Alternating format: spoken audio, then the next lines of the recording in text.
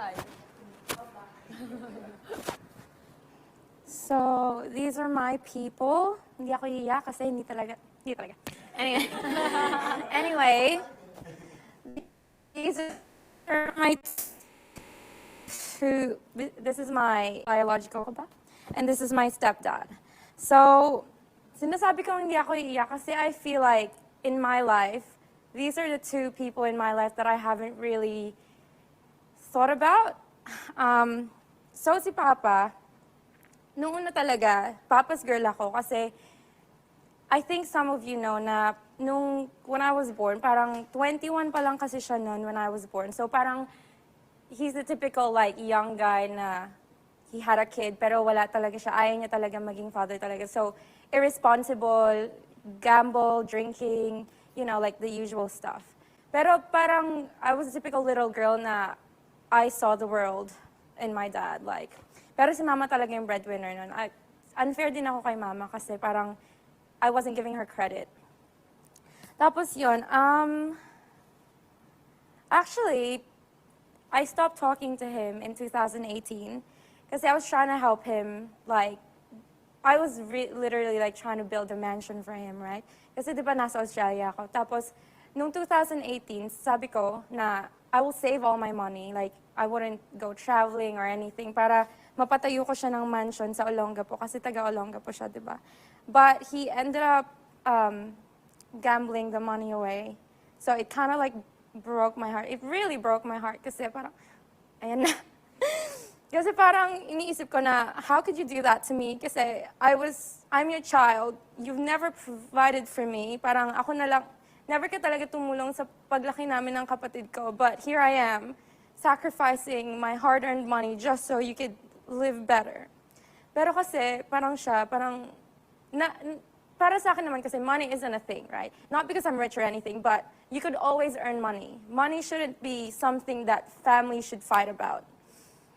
So, naka-get over naman ako sa pera. Pero yung principle na pinaghirapan niya ng anak mo, tapos isusugal mo lang instead na kainin mo or pambayad mo sa kuryente, mga ganyan-ganyan. Tapos, I confronted him, tapos he lied about it. Sabi niya, hindi ko naman sinugal yan, ganyan-ganyan. Anyway, I think I've moved on from it. Pero kasi matigas din yung ulo ko, so tsaka ma-pride din ako pagdating sa mga ganyan. So hindi ko pa siya kinakausap ulit kahit may pandemic na, as in parang, like, I don't talk to him. Anyway, that's another battle that I have to win. Anyway, this is my stepdad. He's Australian. He lives in Australia. Nung una, kasi I met my stepdad when I was 11 or 12, pero I moved to Australia when I was 16. Tapos, yun nga, di ba, hindi ako lumaki sa papa ko, so wala talaga akong father figure in my life. Parang, I don't respect authority, kaya ngayon si Kuya, hindi ko alam kung ba't niya ako pinapasok dito.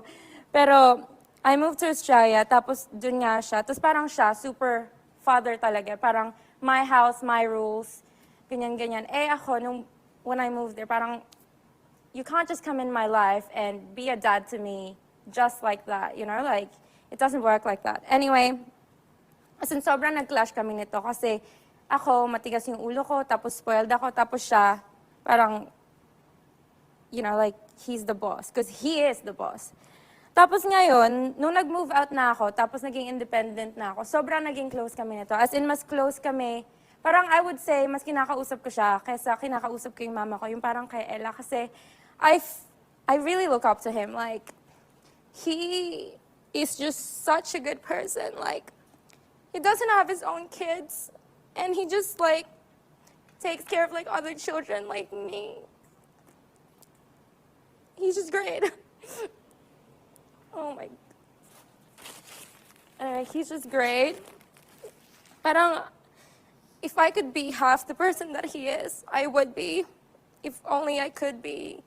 And I don't really show that I appreciate my parents, but now that I think about it, I really, really, really do. I really wouldn't be anywhere without him, without my mom as well, because he just, hindi kasi siya nagkaroon ng sarili niyang anak, tapos ang dami niyang di ba nga may stepbrothers ako, adopted din yun.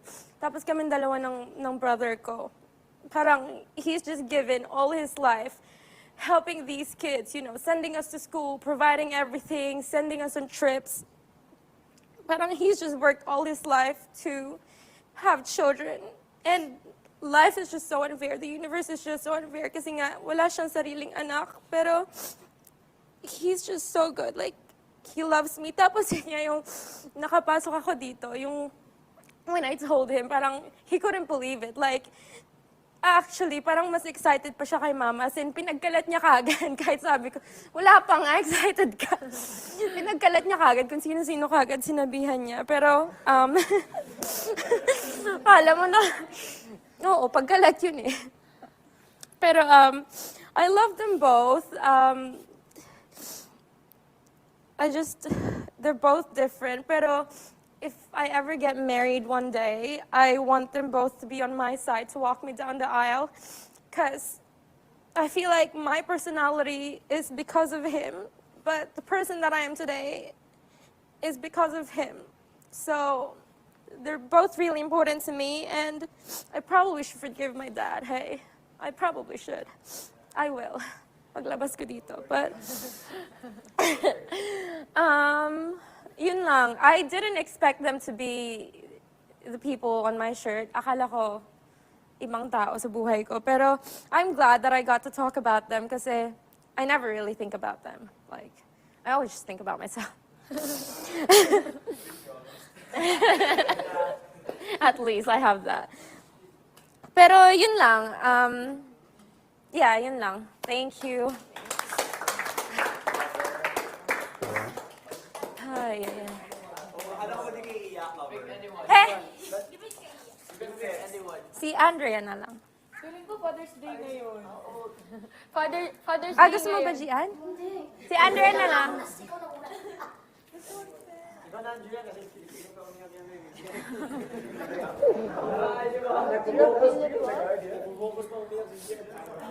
Hindi, kaya nga kumagano ko kasi ayoko umiyak. Ang umiyak eh. natin. Stepfather. Gusto ko umiyak ako gagawin talaga. Oo, ganun na dapat, di ba, Alex? Ganun lang. Parang ganyan lang. Pakaibigan niya. Oh, guys. Sarap din. Okay, quiet. Ang galing? May kamot. Wala naman, pero parang may pantal ka lang.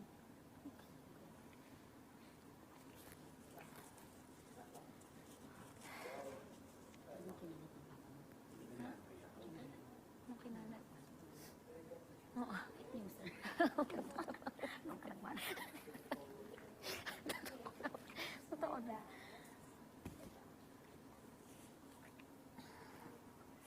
Papa mo, Kobe.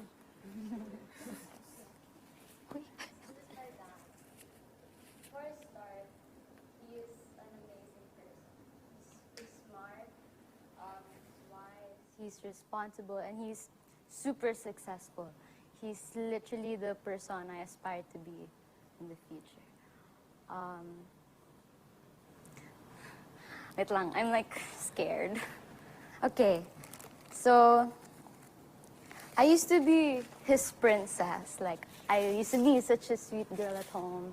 Like, I'd always give them gifts. I'd always I'd always make an effort to, during celebrations, like their birthdays, ganon. But then I started to be like a bee. I'm a bee at home. Like, I'm such a brat. Like, until now, at home. Like, I'm always masungit. I'm always mataray. Like, I barely talk to my parents. Like, we're close as a family. Like, we're super close. Like, we hang out, ganon. We have like moments, pero most of the time, we'd have our own worlds, especially me. Like, I'd always exclude myself from them. I'm close with my siblings. I have 3 other siblings. I have an ate, I'm second, I have a little brother, and I have a little sister. What do I say? Okay. Kasi my dad is, di ba, he's smart. Like, he always had awards pag when he was like in college and high school. And palagi kong naging goal, like, to walk up the stage and have a medal. And I've always aimed to like,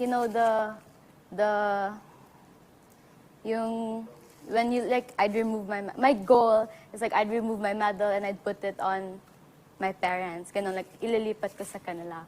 And I was aiming to do that in high school. Like, grade 9, I was honors. But then, then I became, like, academically, I'm a good student. But morally, like, I'm horrible. I cut classes, ganon. I literally cut classes. I got suspended when I was in 10th grade. So, So, because of this attitude of mine, I tend to be so ungrateful sa lahat ng ginagawa ng parents ko. And because of that, like, I'd be so embarrassed kasi I wouldn't have, like, we have a good relationship, but I couldn't, like, I struggle talaga to get close with my dad.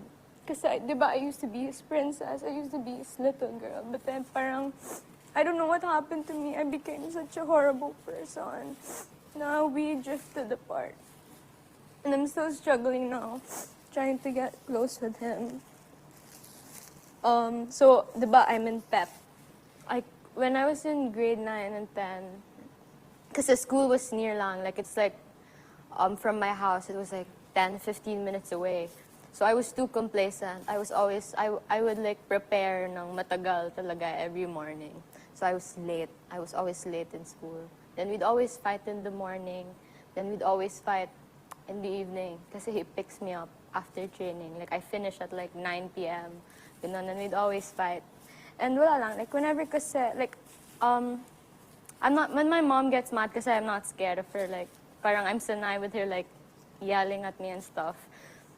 But with my dad kasi, it's when, like, it's really serious. Not that hindi serious yung sa mom ko, but like with my dad, he barely gets mad. And parang, after training, syempre, because I'm tired, ganon. And, like, if I'm being honest, my coach before is also strict. Like, minsan, napapagalitan din ako sa training, especially when I was a new member.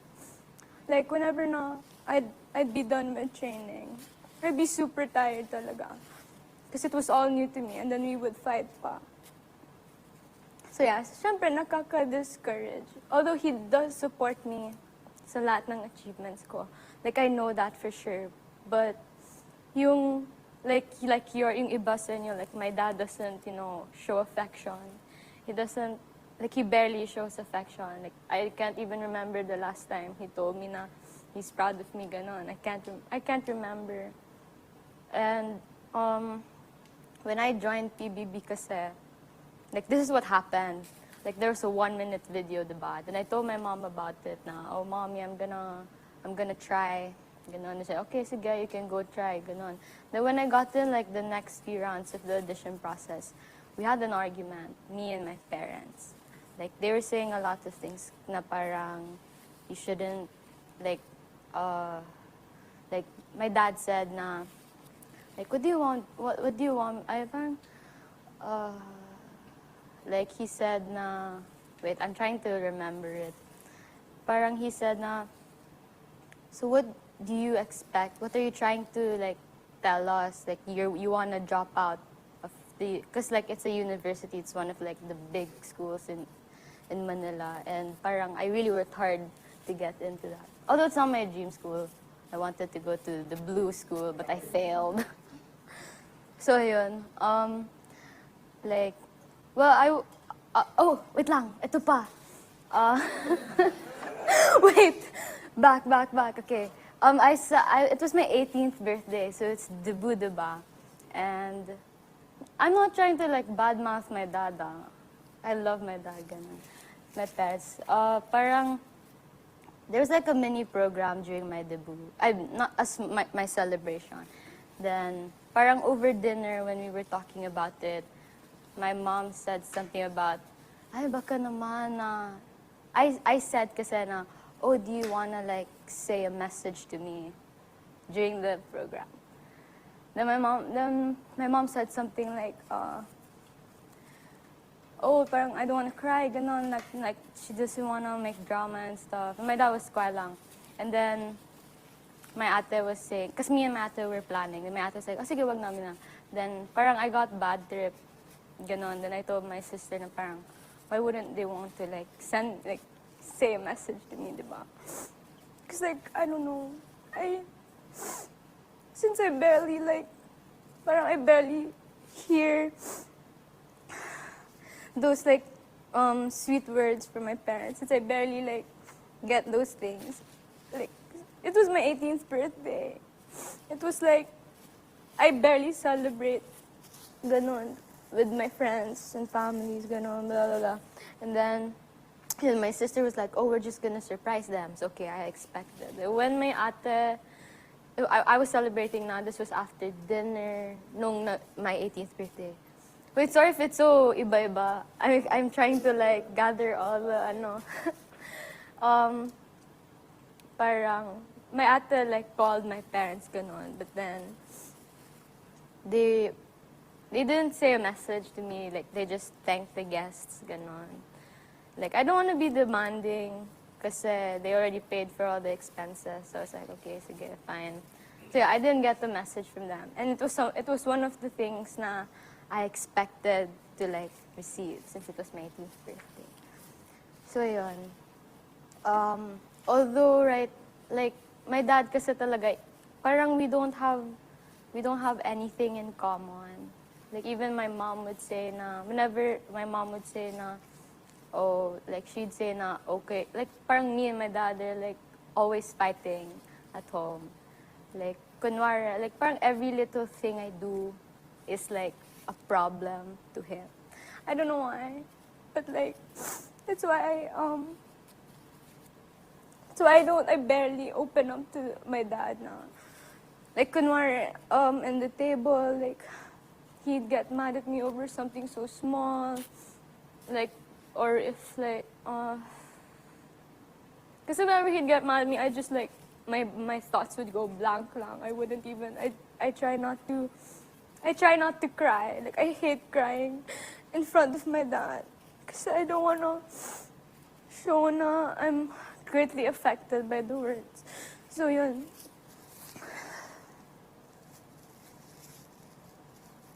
So, yun. Basically, me and my dad aren't super close. In general, kasi I told, like, in the audition na me and my family are close in general.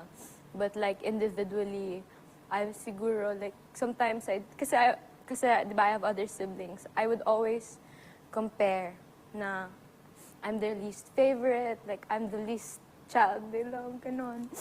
And it's always something na, I've always had a problem with that.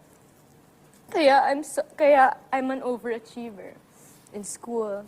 Like, I started doing commercials, like, I tried to, like, have good grades as much as possible, ganon. And, yun lang, like, parang I couldn't, like, parang hindi ko, like, I just miss being my dad's princess, ganon. And I hope na we, someday, like, if my dad's watching, I hope someday we could, like, it's so hard. I hope someday we could put aside our differences, and I could finally, like, open up to him. I could finally talk to him comfortably. Like, I wouldn't feel like I have to force myself in my best behavior. Like, of course, I have to be in my best behavior talaga at home. But yung parang napipilitan na ako just so that I wouldn't get scolded, ganon. Because I hate it when he gets mad at me. And yeah. But I love my dad. He's such an amazing person. And siguro it's just how he is as a person. Like, he's not, parang he doesn't show affection and stuff. But yeah, but he's a good provider. He's a good dad. He's a good husband to my mom, and I'm super proud of all his achievements. And of course I still have hope na we could get closer. I mean, it's not too late to do that. My dad's young pa naman. He's like 49 ata. He's kinda young. So yun, like, yun lang. I don't wanna, thanks. Huh? Who wants? You. Jie-ann. Andy, Seriously, don't please. cry. Hug. Andy, don't cry. Andy, don't cry. Andy, don't cry. Wait, can I use the toilet? I'll use the toilet. I'll use the toilet. Huh? Sipon ko. Ikaw na. Ang hirap. This is my child. Don't look this. Charot. Charot lang gani siya. Hindi ko naman talaga tatakpan. Ang gwapo kaya nito. Moday niya akong ano. Moday niya ako. Ay, ito nga pala ang aking. So man, uy, wala dyan mo yung mga ano. Asa? Bakit? Maliit pa talaga ako. Kukuha mo na akong tissue. Baka tutuloan ako ito. Kuya, mag ito nga pala yung father ko. Ang pangalan niya ay Jose. Totoo bitaw, Jose. Jose Armero. Teka. Gusto ko kasing tumawa muna bago umiyak. Ang gwapo niya. Hindi ta mahuman ano itong trabaho, di ba? Okay. Hilom na dara ako, Bi. Mangingisda siya. At lasinggero siya talaga. Dati yon. Nung I was kinder pa lang ako, nasubukan ko na ang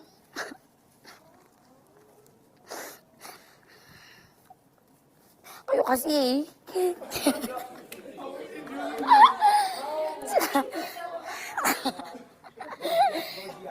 yeah. Subukan ko na magtrabaho na sa murang edad, namumulot ako ng basura. Tapos yung papa ko, palagi siyang nagiinom. Hindi niya kami iniisip. Tapos, nang dahil dun sa pamumulot ko ng basura, para magkapera kami, nagkasakit ako ng dengue. Bumalik ako ng kinder. Tapos, yung mama ko noon, nagtitinda siya ng mga tuyo, yung mga isda. Tapos, nag-grade 1 ako until grade 3. Nag-OFW yung mama ko. Nung nag-OFW yung mama ko, doon na tumigil yung papa ko sa pag-iinom. Pero hindi ko pa din na-feel na proud siya sa akin. Until na grade 6 ako, doon na ako huminto na pamumulot ko ng mga basura dahil gusto ko mag-focus sa pagiging high school ko. Kasi mahirap yun, hindi ako nakikinig kasi minsan. Tapos, nagka-award ako ng grade 7. O diba, may utak din ako kahit konti. Nagka-award ako as second grading until fourth grading with honors and perfect attendance. Yeah. Pero hindi ako, happy ako nung nalaman ko na nag-award ako. Tapos yung average ko no, 93, 91, and 94. Yeah. Naalala ko pa talaga.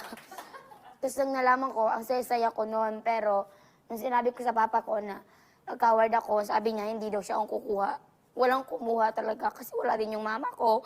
Kaya nung nag-award na, ako lang yung isang umakyat sa stage. Tapos, ang nakikita ko yung iba na kompleto yung pamilya nila. Sila yung nagsasabit. Tapos yung sinabi, yung teacher ko na lang yung nagsabit sa akin. Tapos yung, di ba, pag kukuha ka ng award, may magkukumusta talaga sa'yo. Tapos sinabi niya ko, asan yung mama mo at papa mo? Bakit wala ka kasama? Sabi ko, wala po yung papa ko. OFW po yung mama ko, tapos yung papa ko po ay isang mangingisda. Sinabi nung sir na, okay lang yan, magpursige ka para matupad mo yung pangarap mo. Kaya sabi ko noon na, useless lang yung award ko. Kasi yung award ko, gusto ko lang na mapalitan ko yung pagod nila. Pero hindi man lang sila naging masaya sa resulta. Kaya na grade 8 until grade 9, until grade 10, hindi na ako nagkukumpit ng award. Sinasabi ko sa sarili ko na siguro mag-aaral na lang ako na hindi ako nagkukumpit. Useless lang naman kasi wala namang nagiging proud sa akin. Sabi ko yun sa sarili ko. Kaya hindi na talaga ako nagkukumpit. Maraming tao talaga na bumubuli sa akin dahil sa hair ko. Kaya palagi ako nag-absent. Minsan na lang ako nag-aral, hindi ako nagkaka-award, nagtatap lang ako. Baga hindi na ako nakikinig, minsan napapalabas ako sa school dahil chismis ako ng chismis.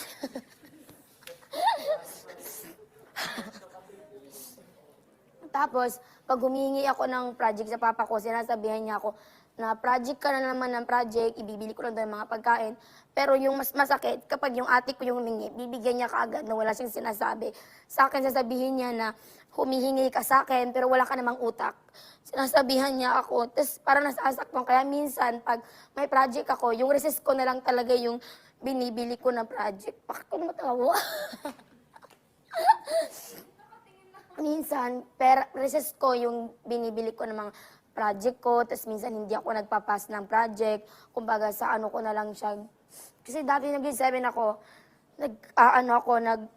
tumatayo talaga ako para mag-answer. Pero nung naging grade 8, naging grade 9 ako, hindi na ako tumatayo. Kumbaga, maingay na ako sa chismis. Tapos, minsan, hindi ako pinapalabas ng bahay kapag gusto kong gumala. Amaan ako, hindi ko nagpapaalam. Tapos, pag uwi ko, pinapalo ako ng lipak, yung malaking kahoy. Or ano. Tapos, nagduduyan-duyan lang ako noon. Tapos, nataga ko na kuya.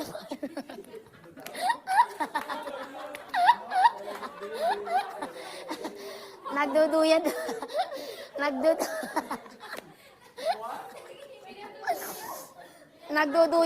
ako. Tapos may tumutulak. Tapos nahulog, kasi ang lakas kasi. Tapos nahulog ako, nagkaroon ako ng pasa dito. Tapos nakuyapan ko. Nahimatay ako. Oh. Sabi ko, hey!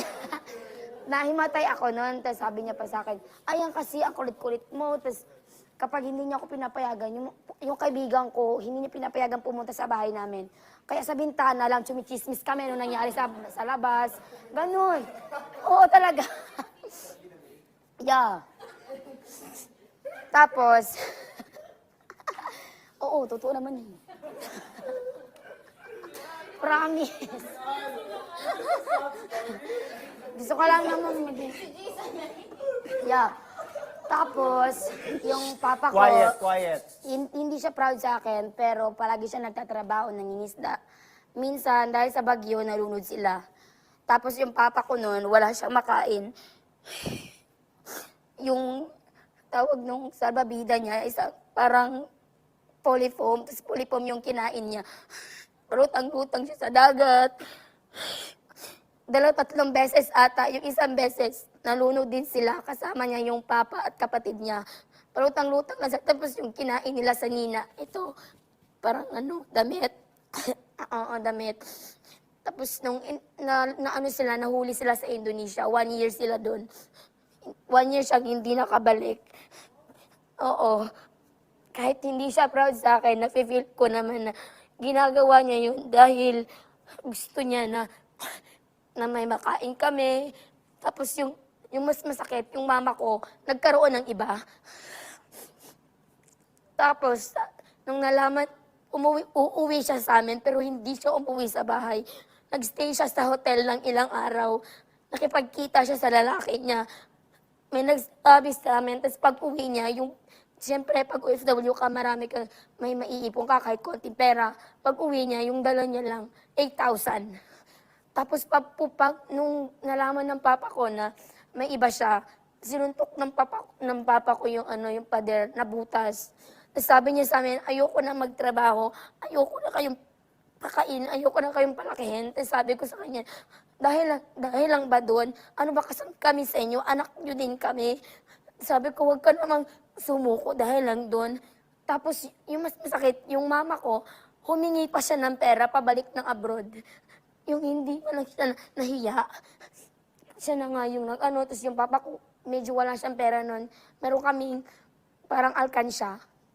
Nilalagyan siya, doon siya naglalagay ng pera para pag wala kaming pera, pwede niya yung kunin doon. Sarap. Charot.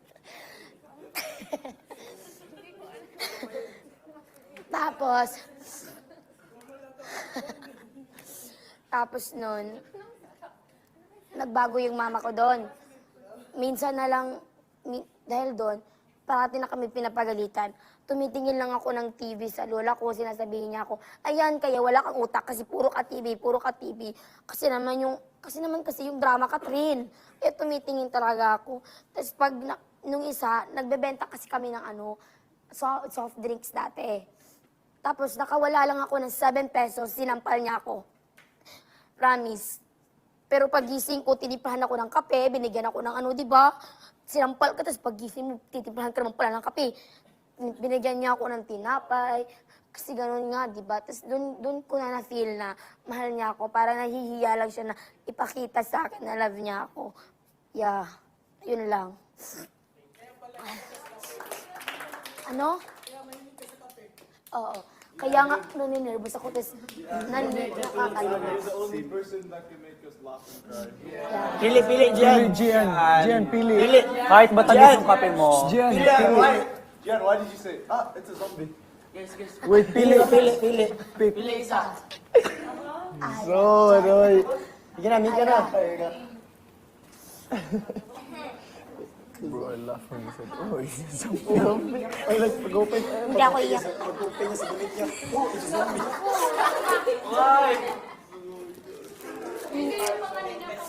Balik.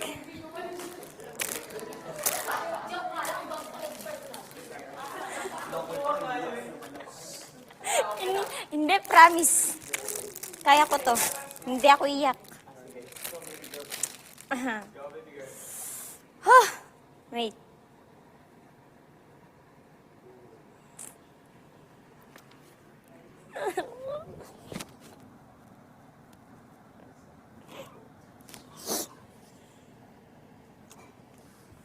Okay, joke lang.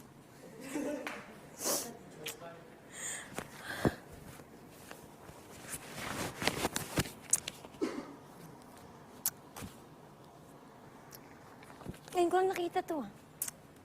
Yun. Diba dalawa? Ito yung biological father ko.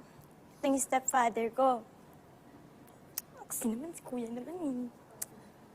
Wait lang. Diba, nakwento ko before na nung 1-year-old ako, namatay na si Papa. Gwapo niya dito ah. Ayun, parang bata pa lang ako, hindi ko na na-feel na magkaroon ng father. Kasi 1-year-old ako nung namatay si Papa. Tapos laging kinikwento sa akin ni Mama na favorite daw niya ako kasi ako yung mag-isa akong babae na anak niya. So parang sabi niya nung buntis si Mama sa akin, sabi niya, alam niya na agad na babae yan. Tapos pinangalanan niya ako, yung nickname ko Chuchay, sabi niya.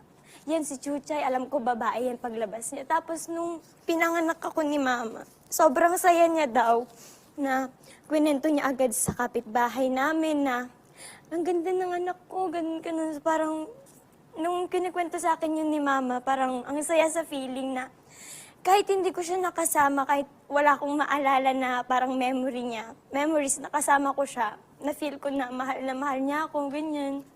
Tapos yun, sobrang bait ni Papa, as in, yung mga kwento ng mga kapitbahay namin, yung mga kwento ng kaibigan niya, na kahit wala kaming pera, kahit walang-wala na kaming makain, kapag may lumapit sa kanya na humihingi ng tulong, tutulungan niya kahit na kami, wala na kaming makain, ganun. Sobrang bait ni Papa. Gusto ko sana na mas makasama pa siya hanggang lumaki ako.